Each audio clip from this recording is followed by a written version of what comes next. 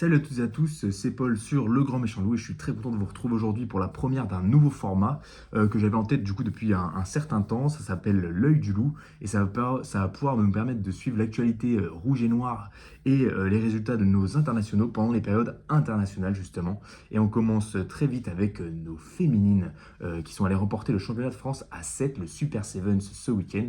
Elles ont triomphé en demi-finale de Toulouse 19-0 et de l'AC Bobigny 93 12-10. Donc c'était assez tendu en finale, mais c'était très très large face au stade toulousain. Donc félicitations à elles, ça fait plaisir d'avoir un titre. Surtout qu'on sait que l'équipe féminine à 15 galère pas mal. C'est souvent en bas de classement de Elite 1, mais elles arrivent quand même à se maintenir chaque année. Donc il y a quand même un gros travail qui est fourni par nos joueuses, notamment la capitaine Chloé Jacquet, internationale française aussi à 7, puis et aussi à 15. Elle a fait troisième à la Coupe du Monde en Nouvelle-Zélande il y a 5 ans maintenant.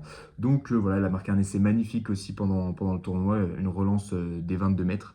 Je l'ai republié sur le Insta, donc normalement vous devriez pouvoir le trouver assez facilement. Donc voilà, encore félicitations à nos féminines qui sont allées chercher ce titre et ça fait vraiment plaisir. Maintenant, à nous, le reste du club, de s'inspirer de leur victoire pour aller chercher des nouveaux titres. On va revenir maintenant sur la grosse perf de Mickaël Guillard. Mickaël Guillard qui était le seul Lyonnais appelé en équipe de France et qui a été stratosphérique, hein. On l'a déjà vu pendant le débrief, je ne vais pas revenir dessus, je l'ai mis homme du match. Donc bravo à toi Mickaël, ça fait vraiment plaisir. J'espère que ça donnera l'envie à Fabien Galtier d'appeler d'autres Lyonnais. C'est pas le cas pour l'instant. C'est le seul Lyonnais réappelé et il devrait normalement être reconduit pour le match face au Pays de Galles qui aura lieu dimanche à 16h. On suivra ça de près, bien évidemment. Moins positif maintenant, appelé avec le 15 de France U20, Charlie Mignot, qui était aussi le seul appelé hein, de cette liste, mais qui n'était pas dans le groupe. Donc voilà, on espère quand même que ça se passe bien pour lui, qu'il continue à progresser. On lui souhaite un bon courage et on espère qu'il sera sélectionné pour les prochains matchs. Pour notre international italien, Monti Ioane, c'est un succès. Il a été parfois un tout petit peu juste dans ses interventions. Ça glissait beaucoup, mais l'Italie a réussi quand même à triompher sur un score assez serré, 18-15. Et Monti Ioane a quand même fait un bon match avec certaines bonnes relances. Voilà, il s'est fait quand même plaquer et tout.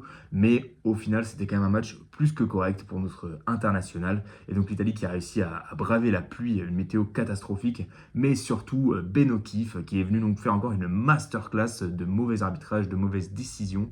Donc voilà, c'était pas facile pour ces Italiens, mais ils ont quand même réussi à triompher des Écossais qui ont été quand même pas mal avantagés par l'arbitrage de Ben O'Keefe. Mais bon, on est habitué à ce genre d'arbitre. Je comprends toujours pas pourquoi on appelle des mecs aussi incompétents pour arbitrer le tournoi des 6 nations. Si au moins c'était un local, on pourrait comprendre, mais là, il vient de l'autre bout du monde, donc c'est pas la peine de polluer la planète pour ça.